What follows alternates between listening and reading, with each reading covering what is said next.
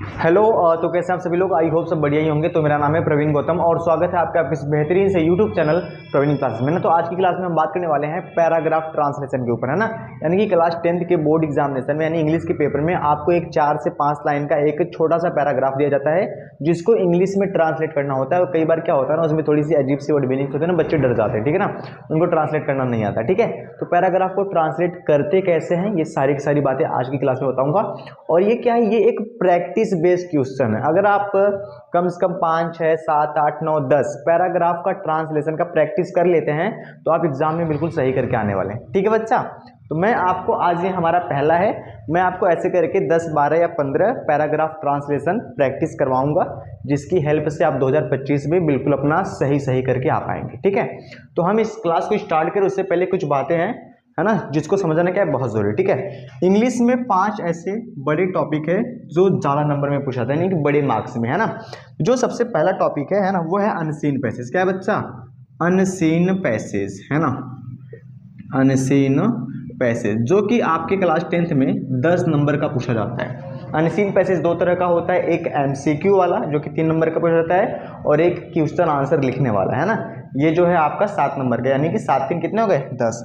जो दूसरा टॉपिक है बच्चा वो है लेटर या एप्लीकेशन, है ना, लेटर या एप्लीकेशन, जो कि आपके एग्जामिनेशन में 4 नंबर का पूछा जाता है। चाहे तो आप लेटर लिखो चाहे तो एप्लीकेशन लिखो, इस पर मैं बात करने वाला हूँ। अनसीन पैसेज का वीडियो मैं ऑलरेडी चैनल पे डाल चुका हूँ, आप चैनल की प्लेलिस्ट में जाके आराम से देख सकते हैं। ठीक है, दोनों वाला, है ना, एमसीक्यू वाला भी और लिखने वाला भी, आंसर लिखने वाला भी। ठीक है, बात करते हैं तीसरा टॉपिक। तीसरा टॉपिक है आर्टिकल, है ना, उसी को हम लोग ऐसे कहते हैं। ठीक है, जो कि आपके एग्जाम में 6 नंबर, यानी जो ज़्यादा मार्क्स के पूछे जाते हैं। ठीक है, और ये मैं आपको क्यों बता रहा हूँ अभी थोड़ी देर में पता चलेगा। ठीक है, जो चौथा टॉपिक है बच्चा वो है पैराग्राफ ट्रांसलेशन, है ना, जो आज हम करने वाले हैं, पैराग्राफ ट्रांसलेशन। ठीक है, पैराग्राफ ट्रांसलेशन। और जो लास्ट टॉपिक है वो है क्वेश्चन एंड आंसर। ठीक है, ध्यान समझना, इस 5 टॉपिक में, है ना, किस किस टॉपिक में हमें प्रैक्टिस करना पड़ेगा। प्रैक्टिस मतलब कि 8, 10, 15, 20 तो प्रैक्टिस कर लो। ठीक है ना, उसमें हमें याद नहीं करना, प्रैक्टिस करना, प्रैक्टिस से हो जाएगा। जैसे अनसीन पैसेज, ये क्या है बच्चा? ये है प्रैक्टिस वाला, है ना, ये क्या है? प्रैक्टिस वाला, है ना। लेटर, एप्लीकेशन और निबंध, ये जो है ये तो याद करने वाला टॉपिक है ना, लर्निंग। ठीक है बच्चा, यानी कि लर्निंग टॉपिक, इसको आपको सिर्फ याद करना है। क्वेश्चन आंसर में क्या याद करना पड़ेगा? इसको भी सिंपल क्या करना पड़ेगा बच्चा? इसको भी लर्निंग, यानी कि हमें क्या करना पड़ेगा? याद करना पड़ेगा। लेकिन अनसीन पैसेज हो गया, पैराग्राफ हो गया, है ना, ये 2 टॉपिक ऐसे हैं, है ना, जो आपको क्या करने पड़ेंगे, जिसकी आपको प्रैक्टिस करनी पड़ेगी। ये भी कितने नंबर के आते हैं? 4 नंबर के आते हैं। सिंपल सी बात है ना। तो practice makes a man perfect, जितनी आप प्रैक्टिस करेंगे आप उतना बेहतर बनते चले जाएंगे। ठीक है, तो ये 10 नंबर का है, ये 4 नंबर का है, ये छूटने ना पाए। और एप्लीकेशन आपको याद होएगा, आप आसानी से नंबर पा जाएंगे। ऐसे याद होएगा, आसानी से नंबर पा जाएंगे। क्वेश्चन आंसर बिल्कुल नंबर पा जाएंगे, एक भी नंबर नहीं कटेगा। ठीक है, इसके अलावा प्रैक्टिस वाला क्या होता है? नरेशन, वॉइस, पंक्चुएशन, है ना, और जो एमसीक्यू होते हैं ना बेसिक ग्रामर के, है ना, नाउन पहचानने के लिए एडजेक्टिव क्या होता है, स्पेलिंग मिस्टेक, रीऑर्डरिंग, आर्टिकल, ये सारी की सारी चीज़ें क्या है? प्रैक्टिस वाली। ठीक है, खैर हम बात करते हैं, है ना, आज का जो हमारा टॉपिक है वो है पैराग्राफ ट्रांसलेशन हम कैसे करते हैं, ना। ये इसलिए बताया था कि जो आपका माइंड है पूरी तरह से क्लियर रहे। चलिए देखते हैं, 4 सेंटेंसेज हैं, 4 पॉइंट को ध्यान रखना है। पहला पॉइंट क्या है? प्रैक्टिस से वर्ड मीनिंग याद होगा, वर्ड मीनिंग अलग से याद करने की कोई जरूरत नहीं है। दूसरा, हर सेंटेंस आपको अफर्मेटिव नजर आएगा तो उसमें सब्जेक्ट लिखेंगे, हेल्पिंग वर्ब लिखेंगे, मेन वर्ब, ऑब्जेक्ट और अदर वर्ड। तीसरी बात क्या है कि वो जो सेंटेंस होगा वो क्या होगा? एक सिंपल सेंटेंस होगा। सिंपल सेंटेंस का मतलब क्या होता है? उसमें कोई काम नहीं हो रहा होगा। उसको कैसे सॉल्व करेंगे? उसको हम अगर है तो इज लगा देंगे, हो है तो आर लगा देंगे, है तो आर लगा देंगे ना, सब्जेक्ट के अनुसार। सब्जेक्ट सिंगुलर है तो इज लगाएंगे, प्लूरल है तो क्या लगाएंगे? आर, है ना। और मैं यानी आई है तो एम लगा देंगे, अगर सिंगुलर है तो वॉज लगा देंगे, अगर था थे आ रहा है, और अगर प्लूरल है तो क्या लगा देंगे? वेयर। ऐसे हो जाएगा, सिंपल सी बात।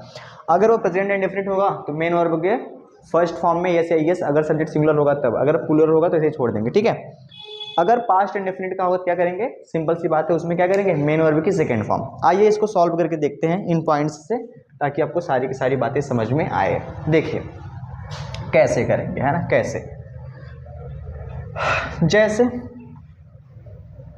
पहला क्या लिखा गया है, पहला पुस्तकें हमारी अच्छी मित्र हैं, है ना। पुस्तकें क्या हैं, हमारी अच्छी मित्र हैं, है ना। अब ध्यान समझो, है ना, जब भी हम कोई सेंटेंस सॉल्व करते हैं, है ना, यानी ट्रांसलेट करते हैं, तो हम सबसे पहले सब्जेक्ट ढूंढते हैं कि किसके बारे में बात हो रही है। तो पुस्तकें हमारी अच्छी मित्र है, अच्छी मित्र कौन है, पुस्तकें, है ना। ये है हमारा सब्जेक्ट, क्या है बच्चा, सब्जेक्ट। और ये सेंटेंस क्या है, ये जो सेंटेंस है ये टेंस का नहीं है, तो क्या आएगा, ध्यान समझना। रूल क्या कहता है कि सबसे पहले आप क्या लिखो, सब्जेक्ट लिखो, हेल्पिंग वर्ब लिखो, फिर क्या लिखो, मेन वर्ब लिखो, फिर ऑब्जेक्ट लिखो, फिर क्या लिखो, अदर वर्ड। अब चूंकि ये टेंस का नहीं है तो मेन वर्ब नहीं आएगा, और क्या नहीं आएगा, अगर मेन वर्ब नहीं तो ऑब्जेक्ट भी नहीं आएगा। तो सब्जेक्ट क्या हो जाएगा, पुस्तकें। पुस्तकें को बच्चा इंग्लिश में क्या कहेंगे, बुक्स। तो ये हो जाएगा बुक्स, है ना, ढेर सारी। अब इसके बाद हेल्पिंग वर्ब आएगा। हेल्पिंग वर्ब मतलब ये, है ना। अब बुक्स है मतलब क्या, आर। इसके साथ इस तो नहीं लगा सकते, बुक्स आर, इन दोनों को काट दो। जो बच गया उसकी बड़ी मीनिंग है ऐसे, 1 2 3। हमारा, हमारी, हमारे का क्या होता है, आवर। बुक्स आर आवर, अच्छी का क्या होता है, गुड, और मित्र का क्या होगा, फ्रेंड्स। बस ये सिंपल सा हो गया, है ना। ऐसे दूसरी लाइन देखते हैं।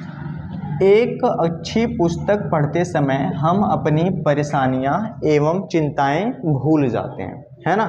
जाते हैं, अगर ते हैं आया है तो मतलब कौन सा टेंस है, जल्दी बताइए कौन सा टेंस है, प्रेजेंट इंडेफिनिट, है ना। और अगर प्रेजेंट इंडेफिनिट का अफर्मेटिव होता है तो इसमें हेल्पिंग वर्ब नहीं आता है, क्या आता है, सब्जेक्ट, मेन वर्ब की फर्स्ट फॉर्म, और ऑब्जेक्ट और अदर वर्ड। सिंपल सी बात है। और अगर सब्जेक्ट सिंगुलर होगा तो हम क्या करेंगे, हम उसमें मेन वर्ब में ऐसे यस लगा देंगे। चलिए देखते हैं।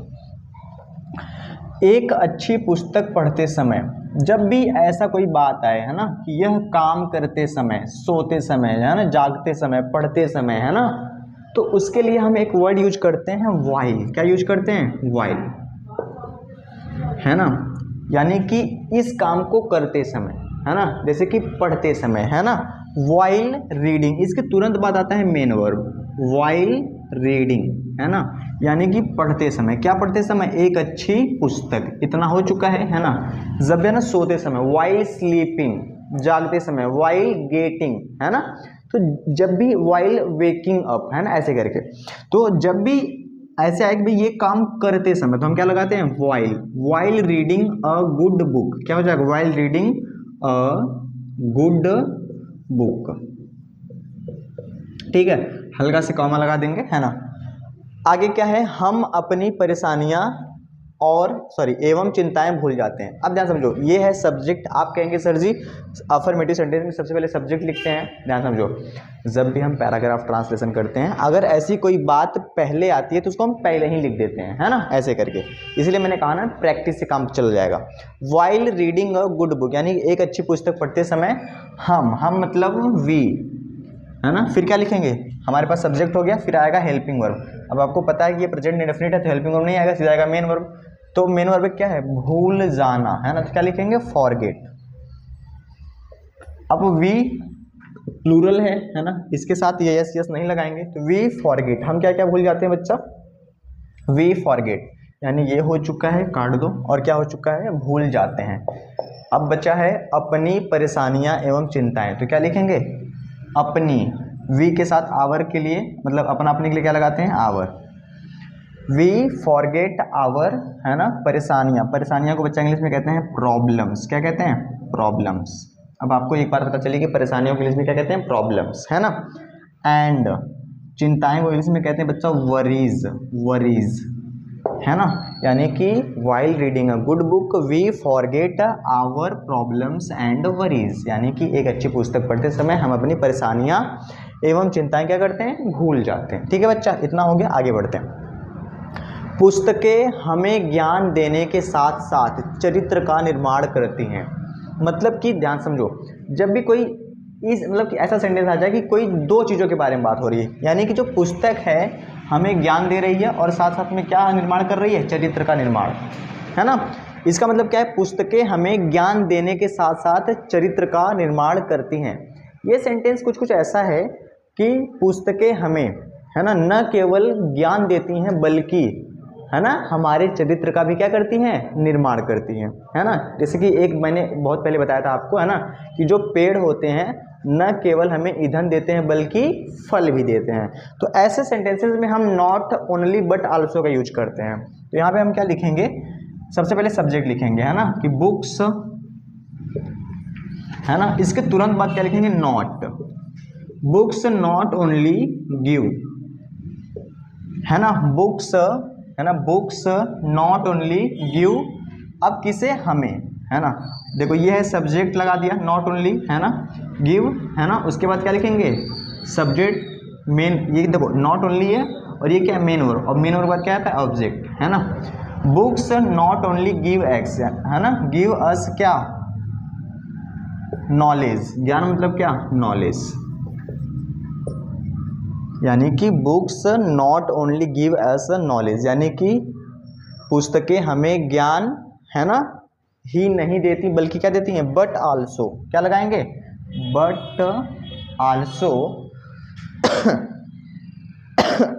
बट आल्सो, यानी पुस्तकें हमें ज्ञान देने के साथ साथ चरित्र का निर्माण करती हैं। इसका मतलब ये है कि पुस्तकें न केवल हमें ज्ञान देती हैं बल्कि हमारे चरित्र का, है ना, but also our, but also, इसके बाद मेन वर्ब रहेगा, बट आल्सो बिल्ड, बिल्ड मतलब निर्माण करना, है ना, but also build our character, character, है ना, ऐसे करके।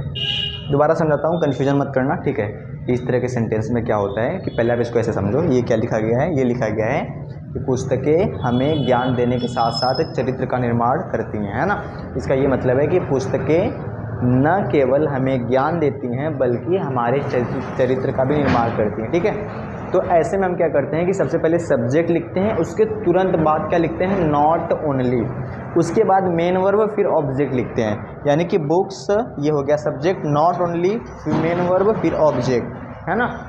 उसके बाद क्या हो जाएगा कि books not only give us knowledge, उसके बाद क्या लगा देंगे, बट आल्सो, है ना। और बट आल्सो के बाद, बट आल्सो के बाद जैसे कि यहाँ पे बिल्ड रहेगा, ठीक है। जैसे कि इसमें हमने नॉट ओनली के तुरंत बाद क्या लिखा था, मेन वर्ब, और तो इसमें भी क्या होगा, बट आल्सो के तुरंत बाद क्या हो जाएगा, मेन वर्ब, है ना, ठीक है। और यहाँ पे मेन वर्ब के बाद क्या है कि हमें क्या मिलता है, नॉलेज, और यहाँ पे क्या है, हमारा क्या होता है, बिल्ड होता है क्या, कैरेक्टर, ऐसे करके आगे बढ़ते हैं जी। पुस्तकें हम में साहस एवं आशा का संचार भी करती हैं, है ना। तो आशा एवं साहस का संचार कौन करता है, पुस्तकें। तो हम क्या लिखेंगे, बुक्स, यानी सब्जेक्ट क्या है, बुक्स, दोबारा से क्या है, प्रेजेंट इंडेफिनिट, है ना। संचार करना मतलब क्या होता है ना, ध्यान समझना। संचार करना, संचार करना को बच्चा इंग्लिश में कहते हैं इनस्टिल, क्या कहते हैं, इनस्टिल, है ना। और यहाँ पे क्या है, पुस्तकें हम में साहस एवं आशा का संचार भी करती हैं, मतलब कि भी करती हैं, यानी कि ये काम भी करती है ना, ये काम भी, है ना।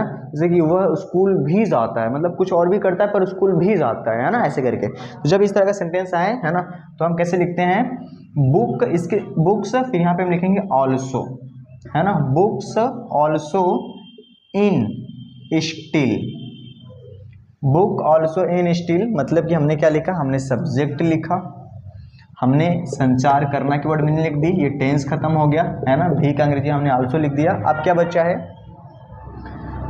साहस एवं आशा का, है ना। तो साहस एवं आशा, तो क्या लिखेंगे, courage, books also in still, है ना, courage, courage and hope, hope in us, us, in us का मतलब हम में, है ना। और ये जो है आपका कंप्लीट हो जाता है ऐसे करके, ठीक है। इसको बताने में इतना टाइम इसलिए लगा था कि मैं आपको समझाना चाह रहा था, है ना, कि बुक आल्सो इन स्टिल, यानी कि बुक संचार करता है क्या, करेज एंड होप इन अस, यानी कि हम में, यानी कि हमारे अंदर, ऐसे करके। अगर आप प्रैक्टिस करते हैं, है ना, ऐसे करके, तो आपका बिल्कुल सही हो जाएगा, ठीक है। मैं चाहता हूँ इसको बहुत कम समय में करवा सकता था, लेकिन क्या है, मैं आपको समझाना चाहता था, ठीक है ना।